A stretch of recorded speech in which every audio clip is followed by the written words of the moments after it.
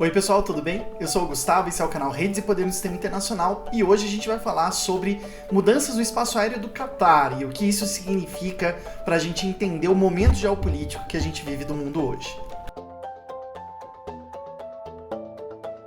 Bom pessoal, no dia 11 de março desse ano, aí um pouco mais de um mês atrás, saiu uma decisão bem importante da ICAO.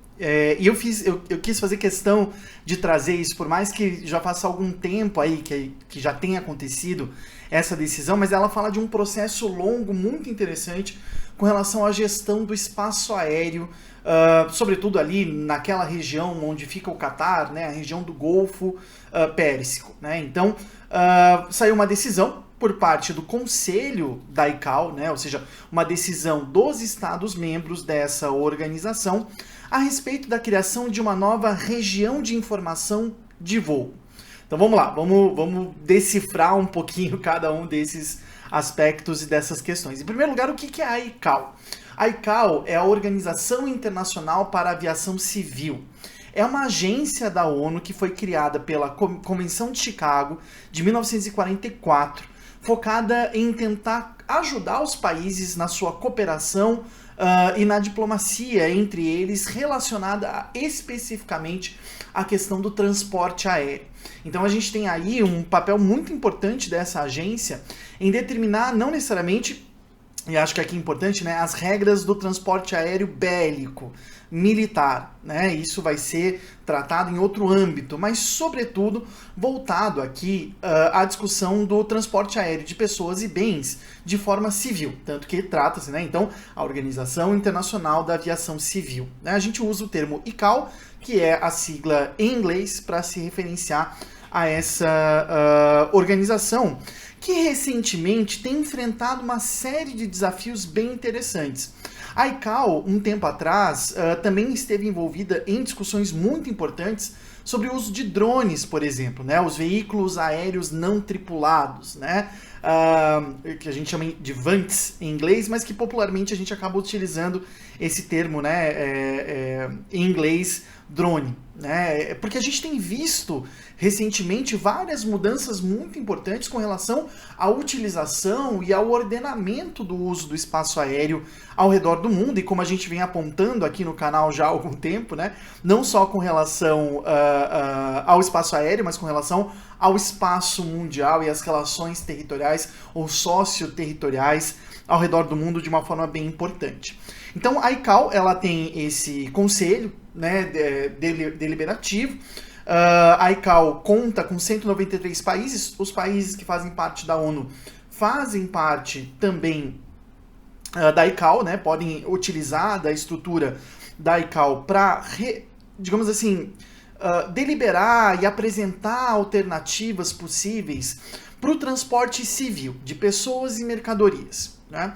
E foi essa decisão que saiu em março, no dia 11 de março desse ano, né, como eu disse, um pouco mais de um mês atrás, a respeito da criação da região de informação de voo de Doha, né? De novo, aqui a gente está tratando de aviação civil, e nesse sentido da aviação civil, parece ser bem interessante a gente apontar que as decisões que são tomadas, elas dizem respeito à operação, à atuação de empresas de aviação civil, de transporte de pessoas e de bens. Então, tanto transporte de frete aéreo, né, ou de transporte de mercadorias por meio aéreo, como de tripulação humana, né, enfim, passageiros humanos ou animais que são transferidos, né, entre essas regiões, né? E foi criado, então, né, um processo dentro da ICAO no dia 11 de março sobre a região de informação de voo de Doha.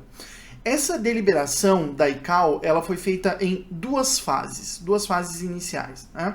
A primeira fase é a instituição dessa região de informação de voo, ou às vezes vocês vão encontrar o termo utilizado em inglês, FIR, né, F-I-R, que é Flight Information Region, né, justamente a região de informação de voo daquela região.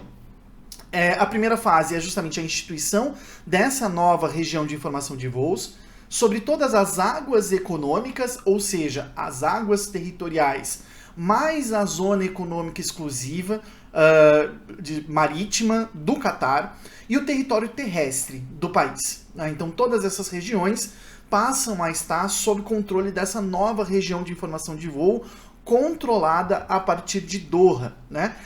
Isso acaba revisando o tamanho dessa informação. O Catar ele já tinha uma região de informação de voo, chamada região de informação de Doha, de informação de voo de Doha, mas o que aconteceu foi a extensão dessa região, porque anteriormente essa região pegava apenas o território terrestre do Catar e o seu litoral mais próximo, e agora passa a ter uma expansão com relação também às águas internacionais, às zonas econômicas exclusivas, enfim, e retira uma parte significativa, né, da região de informação de voos do Bahrein. O Bahrein é uma ilha que fica próxima ao Catar, e a gente já vai ver por que isso é bem importante para a gente entender. Retira-se uma parte da região de espaço aéreo do Catar, aumenta-se a área de região de Doha para o leste, né? Nesse sentido, no sentido de pegar algumas partes da região do Bahrein, e na direção oeste, isso também acaba levando essa região de informação de voo até a fronteira com os Emirados Árabes Unidos. Nessa primeira fase, há essa instituição da região, há o desenho, né, e a adaptação, e essa fase deve começar em novembro desse ano, né, então no final do ano, por isso que eu falei que é um processo longo, seria interessante a gente prestar atenção em como ele vai se desenvolver, né, e nessa fase o espaço aéreo controlado nas águas internacionais até o Irã, até o Bahrein e até os Emirados Árabes Unidos, se dá até uma altitude de 4.500 pés. Eu tô pegando aqui a minha colinha, né, acima do nível do mar, ou quase 7.500 mil metros, não necessariamente de altura, mas acima do nível do mar. Né? Essa restrição ela é importante porque haverá uma fase de transição. Acima desses 7,5 mil metros acima do nível do mar, a gente ainda tem a manutenção das regiões anteriores, porque essa primeira fase ela deve durar aí 2 anos mais ou menos, e depois desses 2 anos vai haver uma avaliação sobre a capacidade de controle do Catar sobre essa região limitada, né? E passando, né? Ou seja, sendo essa avaliação positiva com relação ao sucesso da implementação dessa primeira fase, vai haver uma deliberação da ICAO para permitir então a extensão da jurisdição Catar e até alturas ilimitadas, né? Tomando conta mais ou menos de todo o controle do espaço aéreo. É muito interessante a gente perceber que esse processo é um processo longo, como eu disse, tanto em termos de duração, né, ou como que vai se desenvolver esse processo. A primeira fase tem duração de 2 anos, então a gente deve ter aí a reavaliação desse processo só em novembro, dezembro de 2024, se duvidar apenas em 2025, a depender da pauta. Mas trata-se de um processo longo também no histórico dessa região e a motivação que levou o Estado do Catar, que inclusive este ano vai sediar a Copa do Mundo, né, com relação ao controle do espaço aéreo. Não à toa essa data de início do controle do espaço aéreo sobre a região de informação de Doha é a data preparatória, né, prévia para a realização do Mundial de Futebol lá no Catar. Né? Então a gente tem aí uma motivação direta, mas a gente tem também motivações indiretas. Porque o Catar ele entrou com esse processo dentro da ICAO para revisar essa região de informação de voo em 2008. E aí é muito importante a gente lembrar que o mundo em 2008 era um mundo muito diferente do mundo de 2022. Né? Não tanto nas estruturas, né, que já vinham se movimentando, aquilo que a gente chama aqui no canal de placas tectônicas, né, do sistema internacional, mas principalmente porque a gente ainda tinha Donald Trump na presidência dos Estados Unidos. A grande ameaça à estabilidade internacional, principalmente do Ocidente, em termos de segurança internacional, era a Coreia do Norte, né? E estava em processo de implementação a reorganização da região do Golfo Pérsico. Uma questão super importante, né? Um movimento super relevante, super importante para a gente entender alguns movimentos que andam acontecendo ali naquela região.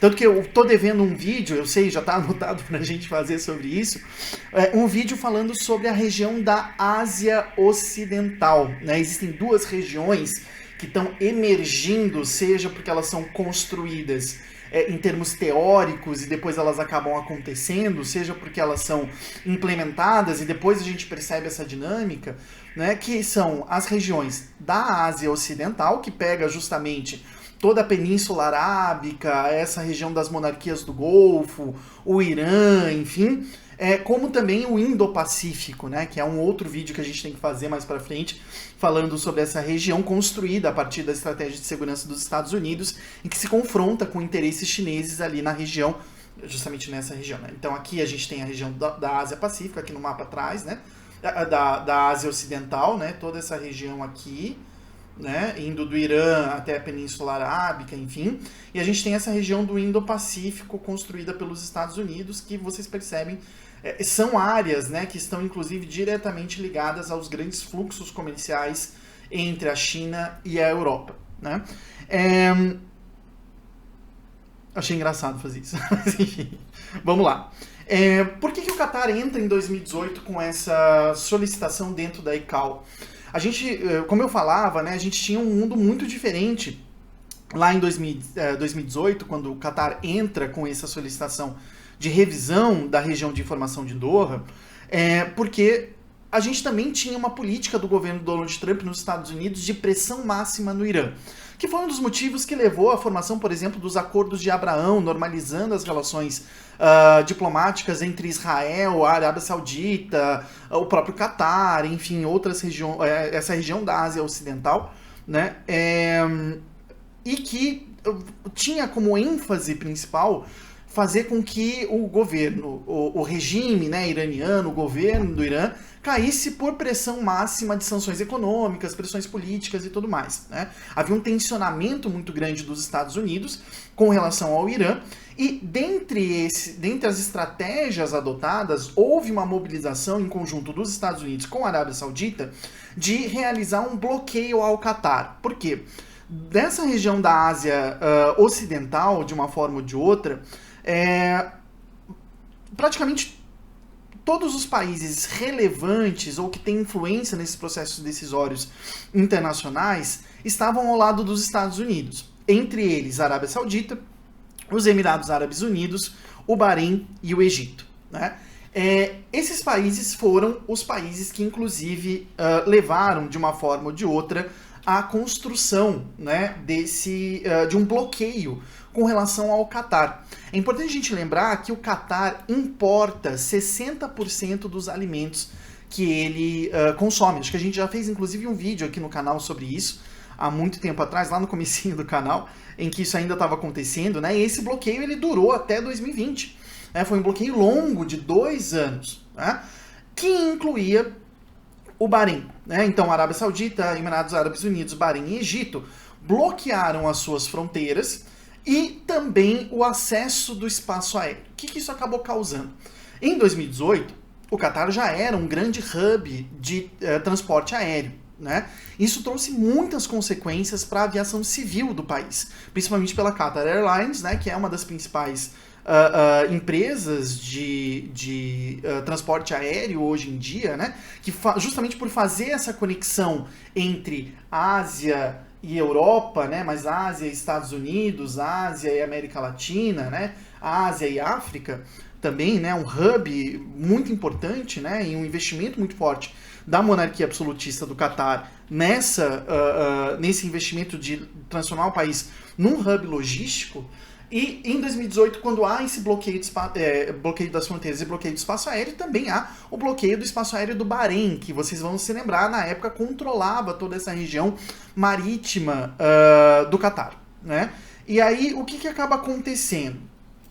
Isso deriva do processo de independência desses dois países, tanto do Bahrein como do Qatar, que em conjunto se tornam independentes do Reino Unido em 1971. Tá? Com a independência do Bahrein e do Qatar, a gente tem essa definição dessa antiga zona, essa antiga região de informação de voo. Porque a gente tinha o Qatar ligado por terra apenas a Arábia Saudita, né? A única fronteira terrestre que o Catar tem é com a Arábia Saudita, e a gente tem aí as ilhas que compõem o Bahrein, né? Só que, justamente por serem ilhas no Golfo Pérsico, o Bahrein foi muito utilizado já desde o século XIX, mas principalmente no século XX, com ênfase na Segunda Guerra Mundial e depois da Revolução Iraniana, como a parte que controlava, onde estavam alocados a maior parte dos radares e das bases militares aéreas. O que fez com que, no processo de independência em 71, fosse o Bahrein o responsável por controlar o espaço aéreo ali da região. Isso acabava incluindo, de uma forma ou de outra, também as águas internacionais no entorno do Catar. E é esse arranjo que foi colocado em questão depois de 2017, com o bloqueio do espaço aéreo, né, em razão dessa ação conjunta dos países ali da região da Ásia Ocidental, colocando, né, o desafio, por exemplo, fazendo com que alguns voos saídos do Catar, que demoravam, sei lá, 2 horas e meia, passassem a durar 6 horas e meia, porque ao não poder passar pelo espaço aéreo do Bahrein, enfim, a aviação civil ela precisava circular por outros caminhos, né, e fugir de uma forma ou de outra desse espaço aéreo, dificultando em muito a aproximação e a capacidade do Catar de receber e enviar aeronaves, né? Tem uma análise muito interessante que eu vou colocar aqui nos comentários a respeito disso, que chama atenção para alguns aspectos importantes. Dentre esses, acho que é interessante a gente perceber que o fato de que a ICAO, que é uma organização, né, internacional no âmbito da ONU, que tem países como Grécia, Estados Unidos, Itália, Israel, né, ter acatado essa divisão, representa de uma forma ou de outra uma alteração das lógicas da região que vinham se estabelecendo desde esse bloqueio de 2017. Né? A gente tem aí, então, algumas questões importantes que vêm se colocando. Né?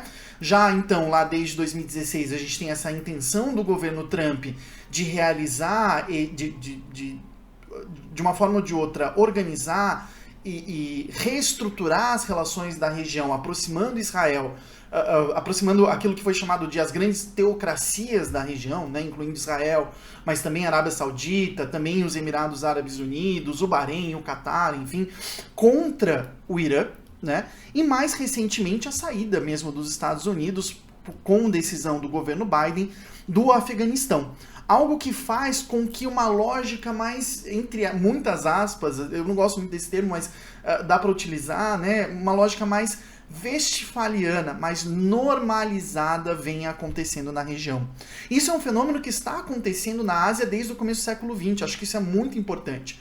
Né? Por isso chamar essa região de Ásia Ocidental, e não necessariamente, que está inserida nas lógicas do Oriente Médio e Norte da África, mas que vem